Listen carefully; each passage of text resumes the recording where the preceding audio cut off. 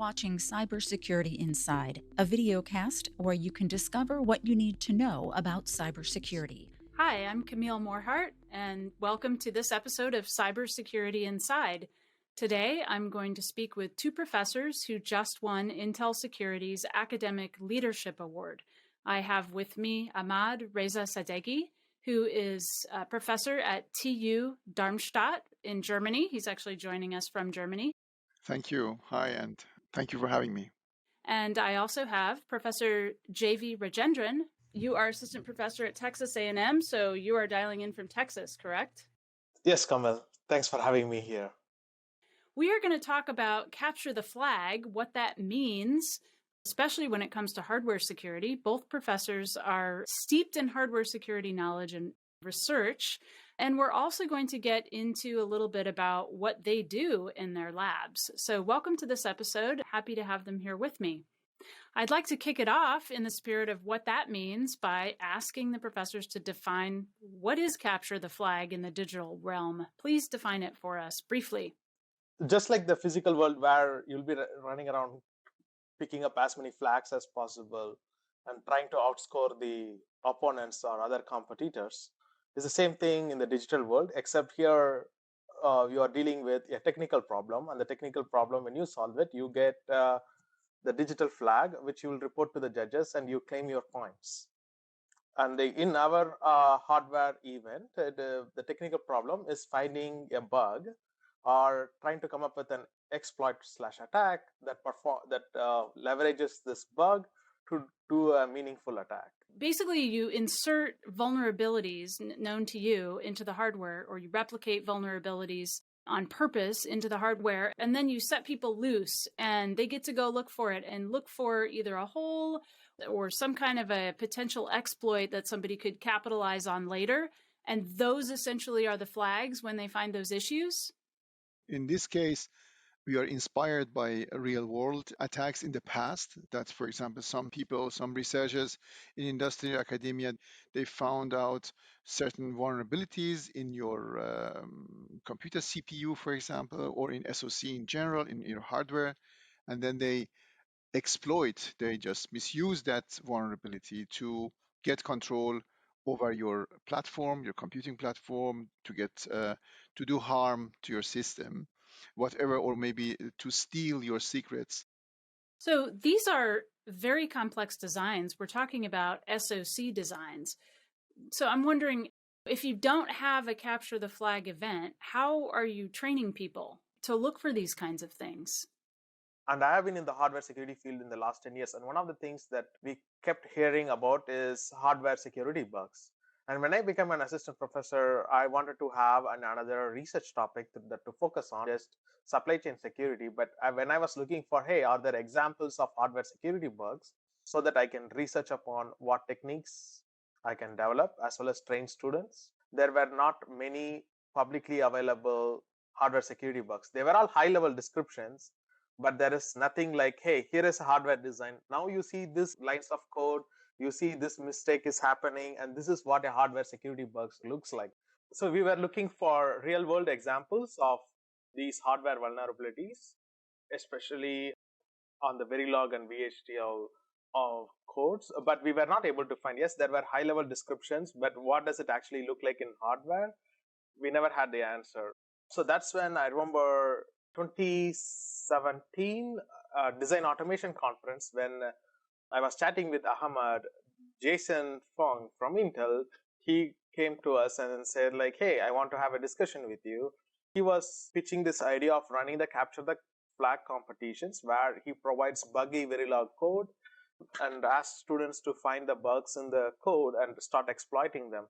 And this was immediately great for me because, I was looking for buggy Verilog code, and this guy from Intel comes and says he can provide that, and that's great, not just for training students, but also for my research.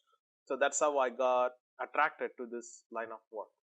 So does industry actually provide vulnerabilities that are real, that they're already aware of in their products to kind of test people or things that they've been made aware of in the past? There are different classes. One of them is the class of those vulnerabilities that were discovered during the design of hardware. So The industry knows about that, and some of them they could theoretically reveal. Then there are vulnerabilities that other people found after the fabrication of the hardware. This is the second class of it. And the third class is those vulnerabilities that can be found by analysis. So that means we find the source of vulnerabilities, we try it out, and we see, oh, that can indeed happen in real world as well. And then we inject those vulnerabilities into an open source hardware that different teams can compete to find those vulnerabilities. And of course, they also have the job to exploit it. So we started, as JV said, in 2017 with this small idea. And then the teams were put together. Intel team was helping a lot, Jason Fung's team, and also teams of JV and my team. We got together and put a program that started to grow and grow because it was at that time, 2018, the first hacking contest of joint industry academia effort. And that became a kind of franchise because people saw it. It became very popular. And they asked us, oh, would you be able to run it on this top tier conference in security as well? So, and these teams are competing over several months in two different or three different phases. And the ones who are successful in phase one, they come to phase two. And then at the end, the last competition day among the best teams, the best, let's say, up to sometimes up to 10 teams, will be live during the conference. Then on Monday, we know who got the flag, which team has found the most vulnerabilities or the most important vulnerabilities, because some of the vulnerabilities have a lower score, some of the vulnerabilities have a higher score.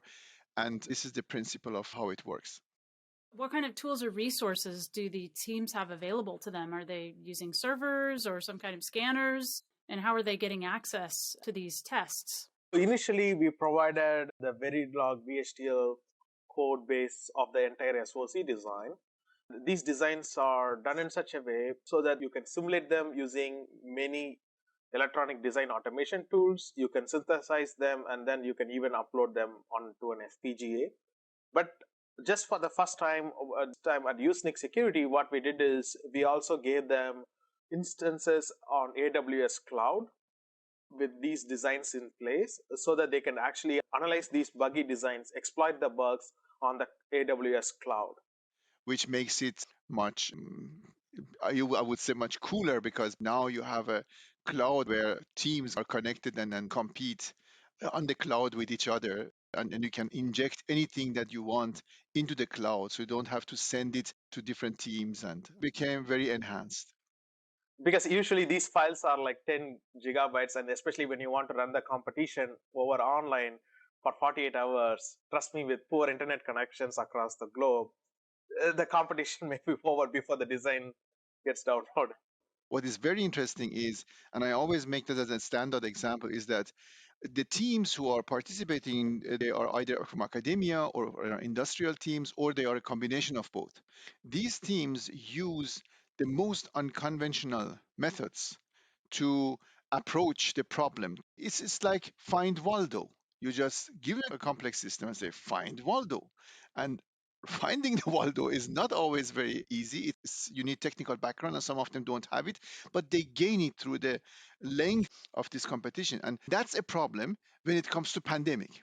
You may say people in computer science and in electrical engineering are very affine to isolation because they are kind of doing technical stuff. They don't care about the pandemic or not. But indeed, there is a kind of pressure during the pandemic. Everything is at home. JV's team and my team had to really do some kind of therapy as well, because we needed to motivate these guys because they found some errors and they need to continue. So you need to motivate them.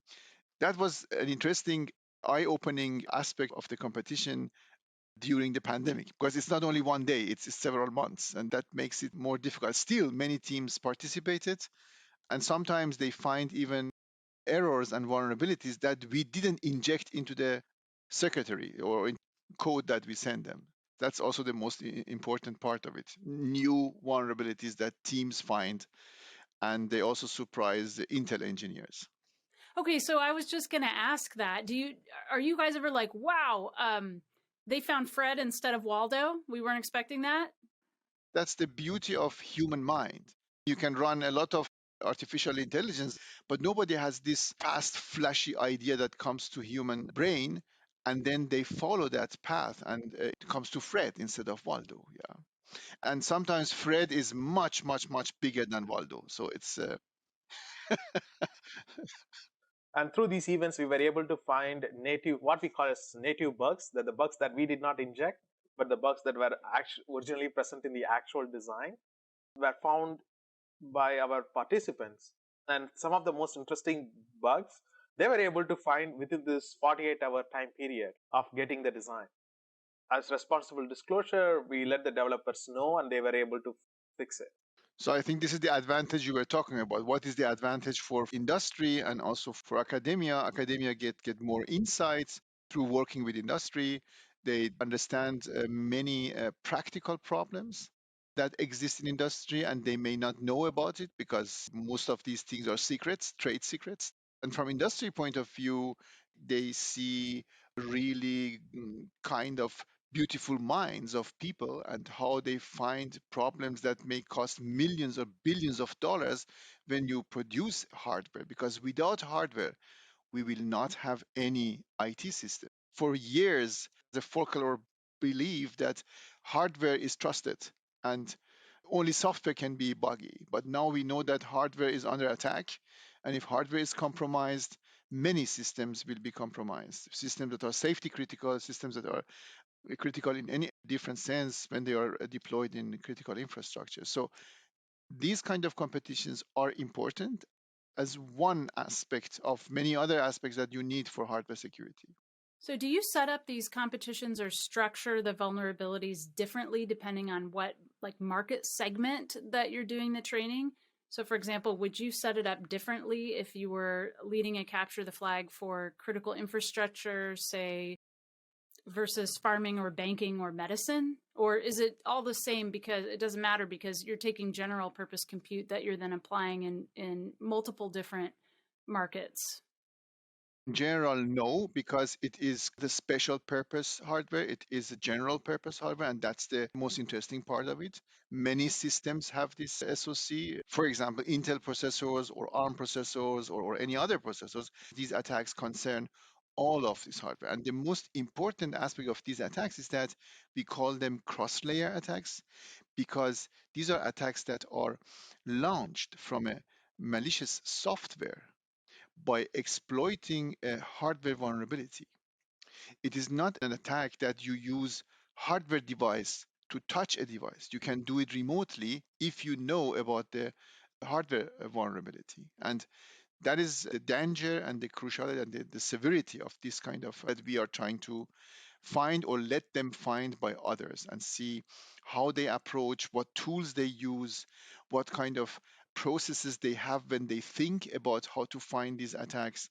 And these putting together is a big insight for both community. So there are certain bugs that are more severe that can be, as Ahmed said, remotely exploited even by an attacker who does not have the right privileges. Those kind of attacks are far more serious, and our judges tend to value those attacks a lot more compared to exploiting a bug that just causes a simple denial of service. So, for example, your computer doesn't work anymore, but a simple denial of service in an autonomous car driving or in a robotic company or in an assembly line or anything else can have fatal consequences from safety point of view if you can turn off all the processors at the same time. This is something that is also connected to the supply chain attacks because if you have a supply chain where you buy software from somewhere and put it in a robot in another company, and we know that that robot runs on a specific processor and the vulnerability is known to hackers, they just need to access the software that is just over the supply chain is fed into the robot, and then you have the problem because thousands or hundred thousands of this robot in car industry or somewhere else are using this malicious software that is exploiting the hardware vulnerability. So these are, so to say, the consequences that can come in future. The more we have automation or systems, the more things can be done stealthy, that we don't really see it, that everything is getting automatic. And in that sense, we need to think about these aspects now as a researcher, because we don't want to always do ad hoc reaction to any kind of severe attacks. Okay, so you don't necessarily do segment specific testing, but obviously the implications of finding a vulnerability, or really the implications if somebody were to not find it in one of the capture the flags and then it would be exploited, or not learn from it and then design it so that there isn't an exploit, could be very, very specific, with consequences ranging from functional safety to personal health to finances, anything really. It just depends where that quote unquote general purpose hardware is actually deployed later. This is why we put it in an open source platform, because certainly we cannot put it in commercial platform because companies would not provide that. But this open source platform, on the other hand, is a good vehicle that is also from the philosophy of open source hardware. We see that this is getting more popular. And exactly these things, like even finding bugs by injecting into the SOC and provide it to competing teams, it shows how important it is that we have an instrument, we have a vehicle like a open source hardware that we can run all these problems that also concern other CPUs from all other companies. It's not only Intel, it is ARM, it is AMD, it is everyone. And that makes it also more interesting for many segments, because these vulnerabilities are not specific to a certain processor. And also the type of bugs that we implant into the competitions, they are all inspired by this common weakness enumeration listings. If you see the type of bugs that we implant, they are all kind of donated by different companies from different market segments. By implanting those type of bugs, we kind of reflect the problems faced not just by semiconductor industry, but also other industries that get to use these chips. Okay, so this is essentially an international log. I believe it's actually housed MITRE in the United States, but it's used globally. And it actually enumerates, describes the vulnerabilities, and makes them transparent. And multiple people make entries into this so that everybody can become aware of hardware vulnerabilities that exist, and so not replicate them. Absolutely. That has been a big influence even for our research, because now we know, like, hey, these are the bugs or the problems that the companies care about. So let's use those things to actually kind of reflect the real world scenario. So JV, I want to give people just a flavor of what some of the research that you're working on now is. So can you help us understand what you're looking at? So first, let me explain the supply chain security, because that's where I got my PhD. Especially with US, most of the semiconductor designs, they happen in US, but not necessarily the manufacturing. Of course, this doesn't apply to Intel. The chips that are not manufactured in US are being used in many critical infrastructure, ranging from smart grid to aircrafts to your missile defense systems. But how do I trust the chip that is not manufactured under my control or not even designed under my control? And there can be a variety of attacks, ranging from people inserting malicious circuits directly into the hardware, called hardware trojans, or people reverse engineering and stealing the designs. Our lab aims to develop techniques to protect the designs against these kind of attacks. Actually, I have a running DARPA project with Intel Labs called Sahara, which aims to leverage Intel's latest eASIC technology to prevent reverse engineering attacks or stealing attacks in this unsecured supply chain. That is one flavor of research that we do. The second flavor of research that we do is coming up with techniques to detect vulnerabilities/bugs in hardware designs. So that is the line of work that we work with, again with Intel, through this Hack-At event of competitions. And we are also, hopefully, if things work out, we are also trying to get a project with Intel and get things going along those lines. Good pick. This is really top of the news right now. And yeah, it's not fair because you don't really get credit for what you pick. Probably when you pick it, if you're choosing very well, it actually isn't top of the news. But now you've been working on it and everybody's talking about this right now. I think it works both ways. So you're reverse engineering it. Yes, you could say that. So, Ahmad, can you give us a sense of what you're doing research on in your lab? You are head of System Security Lab, again, TU Darmstadt. In my lab, I have three groups or three subgroups. One subgroup considers security analysis of Internet of Things devices. Many devices now can be included into the Internet and they have Internet connectivity. Most of these devices have security problems and we analyze them. So their job is, and it's a specialized group, their job is to principally hack into any system that they get. This is also a work that concerns a number of companies because we do this responsible disclosure to those companies. It generates a number of other interesting problems.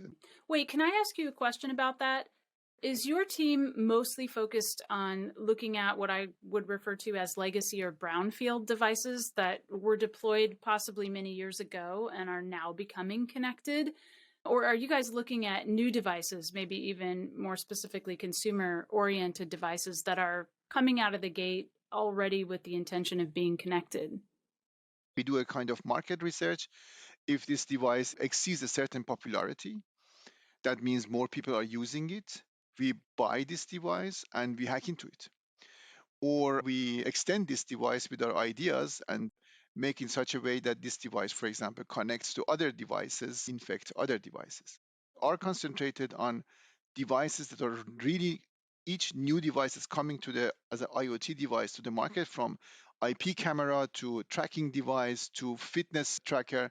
All of these things, as soon as that they exceed a certain popularity, if only 5 people are using it, is not interesting.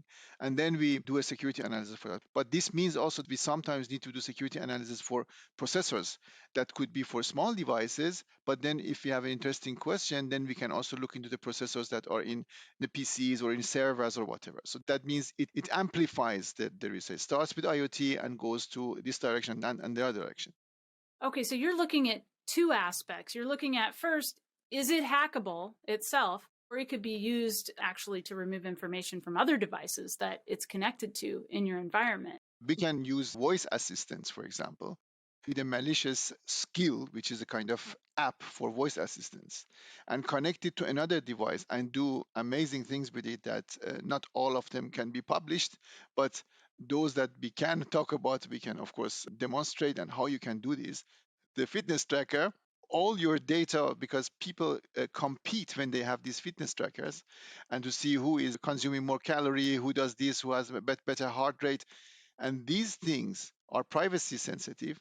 And we could even change all these things on the server of a very famous fitness tracker. These are the things that we do. Another team, it looks only to software security. And there is a last team, which is called the system security team. They look really into the security features of hardware with security features, and they use it to build secure systems or even find problems in those systems that are either deployed or they are only research proposals. So these are the different areas that my team is. Yeah, I have a bigger team, so they are looking into these problems. All right. Well, this has been really interesting. I have to be honest with you. I didn't know much about Capture the Flag other than a game I played as a child, actually outside, until this conversation. So really interesting to learn about it, as well as both of your research. And I did just get advice yesterday to say the last name of my guests, because by the time we get to the end of the interview, people are really intrigued and want to look up more. So I will say thank you so much, JV Rajendran, and again, Texas A&M, and thank you so much, Ahmad-Reza Sadeghi from TU Darmstadt, all the way over in Germany. Not any different from the other room here when we're going virtual. So really nice to talk with you both. And again, congratulations on receiving the Intel Security Academic Leadership Award. Thank you, and thanks a lot for your invitation to this podcast. I would like to add to our Intel collaborators with whom our teams work closely, Arun Kanuparthi and Harish Katri, because those are the engineers that we work closely in organizing these hacker event competitions, and most of them tend to be also the judges of these competitions. And also I would like to thank my students, Rahul, George, Chen, Ahmed students, Puya, students, Gara, as well as Garrett, who have been helping us with hacker event competitions throughout the years, our sponsors, NSF and ARO, and Qualcomm funding us at different instances of these competitions. I would also like to thank a number of people in Intel, but Jason Fung, Anand Rajan, Sridhar Iyengar. These are people who are tirelessly working with academia to and discuss them for their vision to create a better world with smart people getting together and solve real world problems. For that, I would like to thank Intel for being a good partner in the last 10 years that I'm working with them. Okay, I will pass it along. And actually, it's funny you mentioned Jason because I did recently interview Jason Fung, and I think we're going to come out with an episode soon that's titled Offensive Security Research, aka Hacking. So that should be an interesting topic.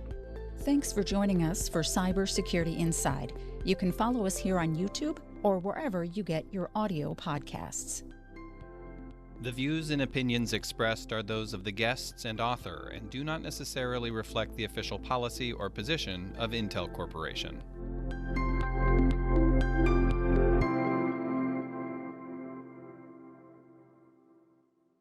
Maybe we thank also Angela Merkel, Chancellor in Germany, and also President Biden. Thank you. Always thank your mother. Come on now. Of course, mother is the, the source of us. So, of course, it's always the thank is always there. So. Thanks, Scott.